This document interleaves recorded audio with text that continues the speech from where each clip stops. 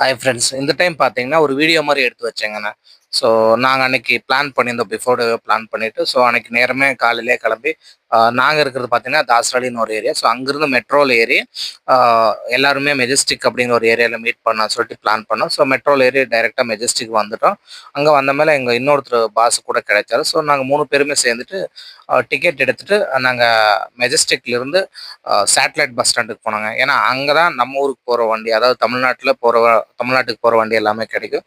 So அங்கேருந்து நாங்கள் எல்லாருமே கிளம்பி சேட்டலைட்டுக்கு வந்துட்டோம். ஸோ சேட்டலைட் இருந்து டிஃபன் சாப்பிட்டு மறுபடியும் எல்லாருமே 3 பேருமே பஸ்ஸில் ஸோ திருவண்ணாமலைக்கு டிக்கெட் எடுத்தோங்க. ஸோ போகும்போது பார்த்தீங்கன்னா சூப்பராக இருந்துச்சுங்க. யூஸ்வலாக நாங்கள் பெங்களூர் ஸ்டார்ட் பண்ணும்போது பார்த்தீங்கன்னா லைக் செம வெயிலாக இருந்துச்சு. ஆனால் நாங்கள் வண்டி ஏறி தமிழ்நாட்டுக்குள்ளே என்ட்ரி ஆக மழையோ மழைங்க.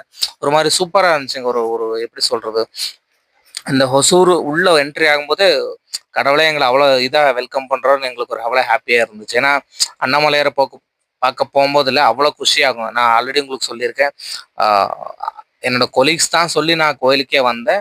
ஆனால் இப்போ அவங்கள நான் இந்த தடவை பார்த்தீங்கன்னா நான் தான் அவங்களை கம்பல் பண்ணி போகலான்னு சொல்லி ரொம்ப நாளாக இது பண்ணி நான் கூட்டிகிட்டு போனேங்க.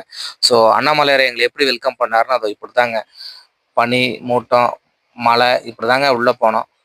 ஸோ ஃபைனலாக அண்ணாமலையாரை பார்த்தது ரொம்ப மன நிம்மதியோட கையெடுத்து கும்பிட்டு அண்ணாமலையாரை அங்கேருந்து பார்த்துட்டு உள்ளே போய் கோயிலுக்குள்ளே போனாங்க. போகும்போது அவ்வளோ ஒரு நிம்மதிங்க.